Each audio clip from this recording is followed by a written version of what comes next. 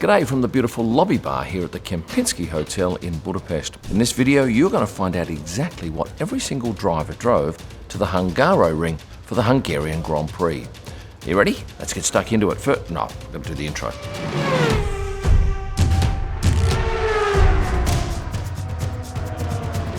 With the intro out of the way, let's jump straight into it. And what were Max Verstappen and Sergio Perez driving to the track? Exactly the same car that they drove last race, and that being a Ford GT MACHE. Electric vehicle starts around €80,000, does 0 to 103.8 seconds. It's a 5-seater, has a range of some 270 miles, which is around 430 kilometres, and they were the exact same colour. Red Bull also has a team driver that ferries different people to and from the track. That's Cengiz here, and Cengiz was driving the exact same model car, but in yellow. Next up, let's look at the Haas drivers with Nico Hülkenberg and Kevin Magnussen, like the Red Bull drivers, driving the exact same car, but this time it was a Volvo XC90. This is the B5 version, with Kevin driving the black and Nico the grey. Now, these were Avis rent-a-cars, and for a week with this particular car here in this country, you'd pay around $1,165 US. Now, I like this car. I know Jeremy Clarkson does too, because he bought one, then he bought another one, and then he bought another two. So what does Jeremy think of this current hybrid version? Well, he's not a fan. Those of you who read the Sunday Times driving article would know that he said, "I love the Volvo XC90, but I'll never buy the plug-in hybrid version." Anyway, the Haas drivers didn't have to buy one. They simply had to drive it a distance of about 25 kilometres from the city to the Hungaroring. And what's the drive like? Well, it's about 30 minutes when the traffic's okay, and going out to the track it's normally okay. And as a bonus, we get our own lane, so drivers, teams, media get to take the very right-hand lane, which is normally the shoulder of the road. That's cordoned off for us, and probably saves us about 5 or 10 minutes on what the general public would take. Next up, the McLaren drivers, Lando Norris and Oscar Piastri, both staying at the Aria Hotel, where big crowds gathered each night. I caught them coming and going on Wednesday night. There's a bit of drilling going on, which we're going to have to wear, but they were driving BMWs, and it was their trainers that drove the car to and from the track. And speaking of Oscar Piastri, did you notice he had a Quadlock logo on his helmet? What is Quadlock? Well, it's these cases, and I quite love them. Really solid and sturdy. What I love about the system are the add-ons that you get that fit on the back of this case. With this case, I can mount this to my car, a motorbike, bicycle, or even a boat. Plus, there's an array of accessories like this magnetic wallet, allows me to carry multiple cards, a battery pack, which saved my phone from dying at least twice this weekend. And last week in Venice, I recorded a whole video using their tripod selfie mounting stick. And that's my favourite, not only because it's lightweight, it's also compact. Anyway, to see all of Quadlock's products, why don't you go and click on the link in the description. You won't be disappointed.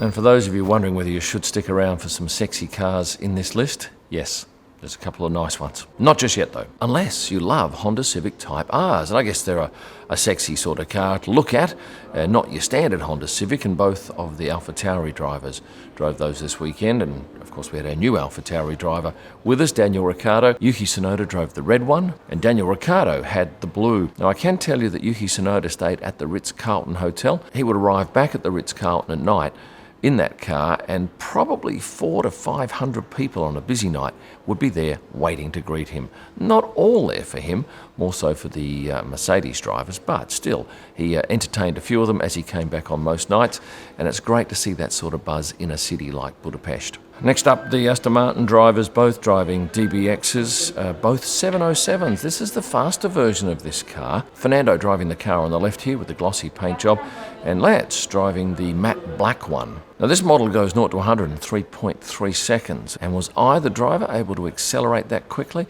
Probably not, because traffic, especially when they come back from the track, was quite busy, and a lot of the drivers have police escorts, which means when we're driving on the road, we hear this police siren, we pull over to left or right, depending on where we are, and through the middle goes an F1 driver in his car with a police escort in front.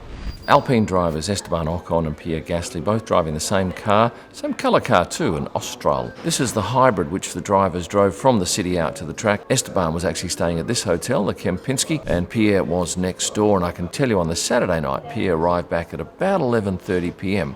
And I know that because I was in the room and we could hear the cheering and the applause when he arrived. When I went to the window, it was very clear that he was entertaining a number of those people that had hung around for a heck of a long time in the hope of seeing a driver. A lot of you have asked, how do the drivers get into the track? Well, if they're driving from the city, which I think everybody did, they would go through this main entrance and take this route up to the driver's car park. Now, it's a very good driver's car park for me because I can walk the whole length of their car park and see who's in, because there's signage on each of the bays. And the bays are determined by where the team finished in the previous year. So you've got up the front here, Red Bull, and at the back, you've got Williams.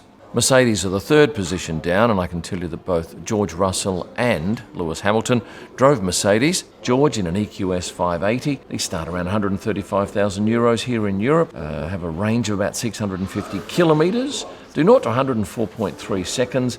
They have a hyper screen inside that combines 3 HD displays into one, and beautiful leather interior. And if you didn't see my last video, let me explain again. This was the sign that greeted George when he parked, missing an L. Later that day, someone had done this to it, and then the next day, they'd fixed the sign completely. And this is what Lewis drove. And was he at the same function that George Russell was at over at Tommy Hilfiger opposite my hotel on Saturday night? No, I did not see him there, but George certainly was, and had a quick change here in this little area at my hotel because they walked him through it, and then took off out the front door to another function. Now, in the parking bays for the Alfa Romeo drivers were 2 Alfa Romeos. Zhou Guanyu was in this green Tonale, while Valtteri Bottas's park was filled with a Stelvio, blue in colour, but he actually rode his bicycle into the track on every single day. But on one day, his chain broke, but there were some locals around who could help him at that point. Now, I alluded earlier on to the fact that there were some very sexy cars in the driver's car park this race, and the Ferrari drivers drove both of them. Here's Carlos Sainz getting out of his Ferrari SF90 Stradale, while Charles drove the exact same model, but in silver, a car that starts at around 430,000 euros, does 0 to 100 in 2 seconds. Is that right? That's phenomenal. I'm going to check that. I thought that was too good to be true. It's 2.5 seconds, which, to be fair, is not lazy. It's a supercar, no doubt. And these were the exact same cars that both these drivers drove, both in Austria and in Barcelona. And they are both registered in Italy. How do they get from track to track? Because the drivers don't drive them, that's for sure. I don't know. I think they're probably trucked by the team, and I know that they're delivered to the track for the drivers to pick up on a Thursday at the end of their media day. And the final 2 drivers are Alex Albon and Logan Sargent, who drove these BMWs. Are you wondering what it's like out in that car park when drivers arrive? Well, I can tell you on a Thursday, there's no one out there, maybe a couple of us photographers and a couple of cameramen. But come Saturday and Sunday, there can be 30 or 40 people all clamouring for a selfie or an autograph from their drivers. A lot of those people are actually staff who should be working but aren't. And this was a scene on Sunday evening at the end of the day, with people hoping to catch a driver on their way out. An interesting thing too, at this track there is an opportunity to take a helicopter. Out on the other side of the media car park is a helicopter landing area. But did any driver come by helicopter? Well, if there was one, it was only one, and it was Lewis, but I doubt it. So there you have what all of the drivers rolled up to the swipe gates in at the Hungaroring this race. And just before I go, if you want to win an F1 Experiences package for 2 to the Dutch Grand Prix and one of 2 pure electric scooters signed by Lando Norris, go to my Instagram page and look for the giveaway posts. Easy to enter, and it could be you winning. Head to prostarpics.com for all my digital images, kimellman.com for a whole host of gear that you can purchase, and for my best images live from the track and during the week, go to Instagram and search at Kim Ellman. Thanks for watching, and stay passionate.